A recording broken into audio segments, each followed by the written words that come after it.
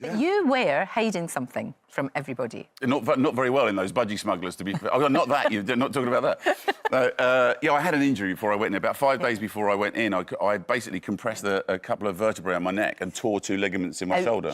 Ouch. So I was in an MRI machine just 2 days before I went out, and then when I got to Australia, I had 4 cortisone injections in the shoulder. Right. And then all the way through it, Dr Bob, who you see every now and again come on and pull a bug out of someone's ear or something, I'd sit with him and he'd come and check up on me and say, are you OK? And I'd like, and he'd say, well, you just tell people and walk out.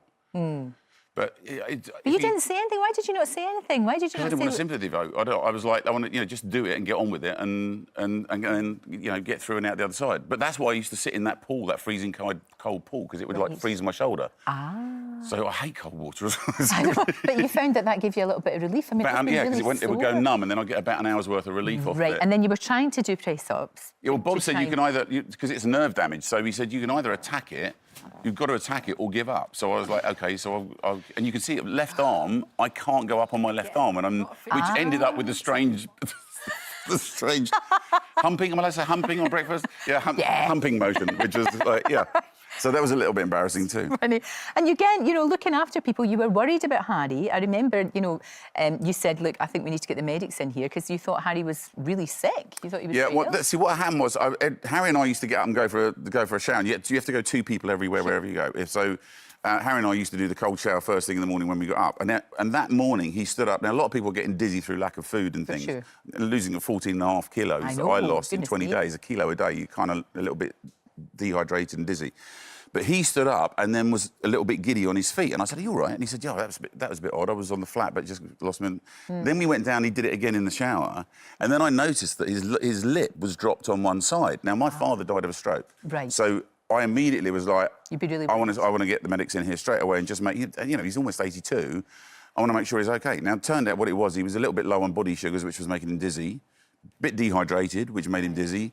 And actually, he'd got a bite on his lip from one of the trials that had made his lip swell, which made him look lower on one side. Right, I understand. Enough signs for me to go, can we get Bob in? You were absolutely right. Yeah. You were absolutely right to do that. Of course you were. I talked to your 2 boys, and they're an absolute credit to you. Oh, they're credit to you. They're lovely lads. My eldest, Charles, is an actor, a very good actor, who went away from it for a while to work in the fashion industry, but is now kind of coming back into it again. Oh, great. Then second son's a bit of a racing... He likes all his racing and things. Yeah. My youngest son... Oh, there they are. I know. What about your wee tiny boy? It was not that tiny. Yeah, well, he wants to be a ninja snow dragon, which I'm reliably informed is the most dangerous sort of dragon. Right. And we're going off into the woods to hunt for one as soon as I see him. Excellent. I bet you can't wait. No, I've missed him desperately. There's a little song I sing to him when he goes to bed at night, and I was singing it to myself one evening in the jungle, and ended up having to stick my face in the pillow and cry for a little while because I missed him so much. I bet you did. Of course you did. That's the hardest thing about being in there, isn't it? Because you're in lockdown for a week beforehand, and then I was away for 3 weeks, so it's it's over a month, and it's just kind of heartbreaking from that point of view. But by the same token, I actually had my 2 older boys out there, and I have a daughter as well, but she was very busy. She does law and things. Sure. She was too busy, but it was nice to have my boys out there and actually get to spend a couple of quality days. Oh, that'd be great. And that'd nights. be really good. And I was very impressed, actually, when I got out and they were in the Versace all the time I was in there. And actually, when I came to the end, I was dreading the bar bill, but they were very respectful. Oh, geez, can you imagine? It'd be ka-ching, ka-ching, ka-ching. Well, I've got very old-fashioned views and values, and I think they have too. And everybody there was saying, oh, gosh, they're so polite, and they open the door and they're looking after everybody.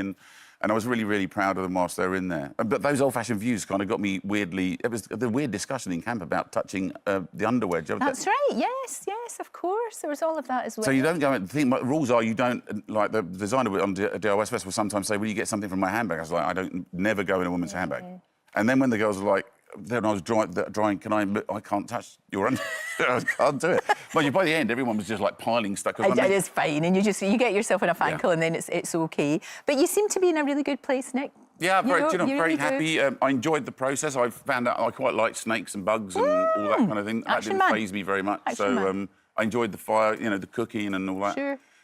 Enjoying spending time with family and, Christmas is coming. I bet you can't wait to catch up with your little boy. You and Rebecca can sit, you've got so much to talk about. Yeah. So it's good.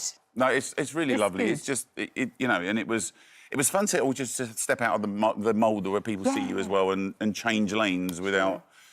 without necessarily people getting weird about it. You need to come back and see us next year because it's going to be 20 years of DIY SOS. Yeah, 20, amazing, really, 20 years and getting bigger and bigger all the time. It's extraordinary. I know, we'll have a big, big chat about that. Meanwhile, go and see your little boy, play him songs. Don't stop playing your guitar and don't stop singing #1 artist that they'll never take away from you. That's Great very to kind. see you. Thank you very much.